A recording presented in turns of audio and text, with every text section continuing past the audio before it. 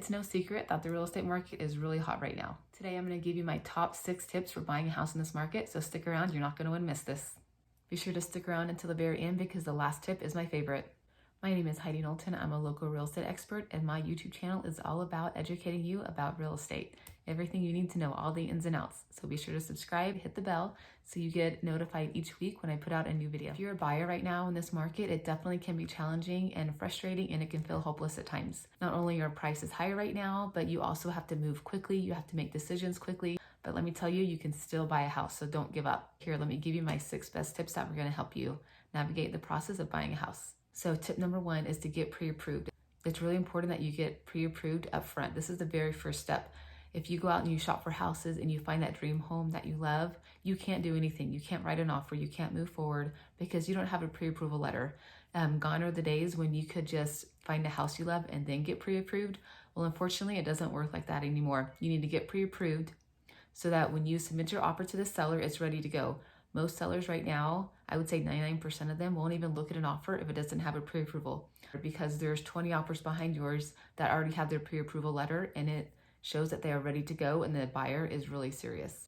The pre-approval letter is also very helpful for you as a buyer because it really sets out your budget. It puts it in stone. It tells you exactly what you're looking for and what not to look for. If you're looking at houses that are $500,000, but your pre-approval letter is only at $425,000, it's going to be hard to take a step backwards and start looking at homes that are $425,000 and under if you've already been looking at homes that are $500,000. Not to mention you've wasted your time because you spent time looking at houses that you can't really buy. So it sets your budget, and it also tells you what to expect for your monthly payment. So maybe you can afford $500,000, but you don't want that high of a payment. Your pre-approval letter and that whole process is going to let you know exactly what you can afford and what you can expect to pay every month. Tip number 2, and this is a big one, it's really imperative that you have a realtor that knows the market in and out that is helping you. Your realtor should be pretty aggressive. They should know the market. They should have different strategies for you to tell you different ways to go. They should give you different ideas on how you can handle certain situations. Whether you're brand new to buying a home or whether you've bought and sold 4, 5, 6 houses, there's always something new that you can learn from working with the realtor. Another reason to work with a realtor is because you have someone fighting for you and someone working for you and who is dedicated to you to help you find that dream home. If you submit an offer to a seller and you don't have a realtor that's backing you up, that's fighting for you, you're most likely going to get pushed to the bottom of the pile, unfortunately, because there are other realtors that are fighting for their clients really hard to get them into the homes that they really love. Your realtor also needs to be highly responsive, have really good communication skills. They need to give you ways and teach you and show you how they're going to fight for you to get into a home that you really love. Okay, tip number 3, it's really good that you set your budget and you discipline yourself on how you're going to write offers ahead of time.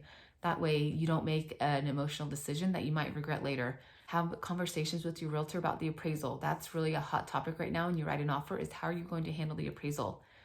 If you have this boundary set up ahead of time, you're less likely going to make rash decisions, and you're already going to know when you submit an offer how you're going to handle the appraisal situation. But that's just one scenario. There are other parameters that you want to set, like you want to know your monthly budget, decide on your price, what's the max that you'll go, what's the max that you're going to bring out of pocket at the table. So just having these items lined up and ready to go gets you better prepared for when you write that offer. Okay, so tip number 4 is, unfortunately, you can't be super picky right now in this market. Unless you're willing to go 10% above asking price and pay all cash, you're probably going to have to settle on a couple things. You can make yourself a list of what you want in a house and what's really needed and what's really mandatory, and then have some items that maybe you would love to have, but you don't necessarily have to have. Think about things that could be changed after you move in. So if you want a bigger kitchen, well, could you remodel the kitchen, or could you update the kitchen, or could you maybe add on a bedroom if the house was a little bit too small? So get kind of creative with the houses that you look at. Think about changes you could make so that they could become your dream home in the future, but just know that you can't get everything on your wish list right now. You could also have a timeline for yourself. Say you're going to live in this home for 1 year or 2 years or 5 years, and then after that go after your dream home, because you're going to have more equity built up. You're going to be able to put down a bigger down payment or even pay cash for the next house. So then you're more prepared, and hopefully the market has settled down a little bit to where you can move into your dream home. But your goal should be just to buy a house that you can live with for the next couple years.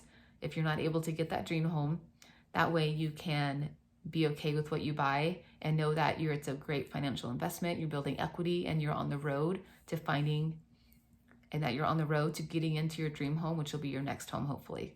For instance, one thing that you can't change on your next house is the location. So maybe if you want to be in a certain school district or a certain city or near your job, those are parameters that you do want to keep because you can't change them, obviously. Here's tip number 5. You can't come in and lowball the seller anymore. Unfortunately, lowball offers just don't work anymore. You'll immediately not even have your offer looked at. In Utah, the purchase price is on page 1, and if the seller sees a price that is too low, you're not even gonna get looked at. You're gonna be pushed away, thrown away. The seller won't even see your offer. So you need to be able to come in and be aggressive with your price. If you can come in above asking price, that's ideal. If not, that's okay. Also, maybe ask your realtor about finding some houses that are off market, so you've got some less competition there. If you want to know about that, I do a lot of off market properties. Just comment below, look in the description. All my contact information is there. You can call me, email me. We can discuss that strategy for you also. But I also go into that on another video. But definitely talk to your real estate agent about how to price your offer. They can give you the guidance and let you know kind of where you need to be to have a chance on getting the home that you love. So tip number 6, this one is my favorite, and this one really is the best one. Consider looking at new construction homes. New construction homes are not all put on the MLS. So there is a lot of inventory that is off market that you as a buyer, you're probably not going to see because they're not on Zillow, they're not on KSL, they're not on Craigslist, they're not on the MLS. You really have to have a realtor that has a relationship with builders in the area to be able to find out what the inventory is. So I have many connections with different builders. I get their emails, I get phone calls, I get text messages.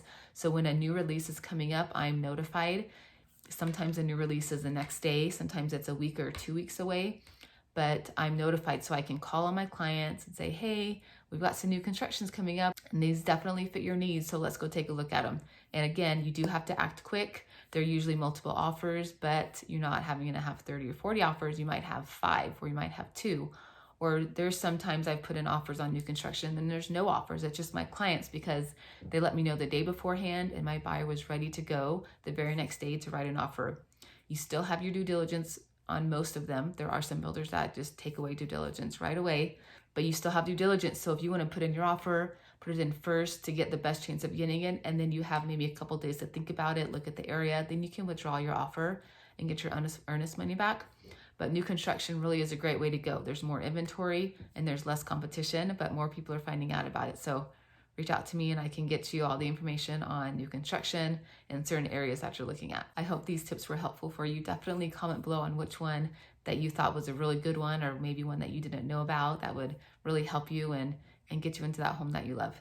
Be sure to subscribe and hit the bell so you're notified when my next video comes out next week, and I'll see you on the next one.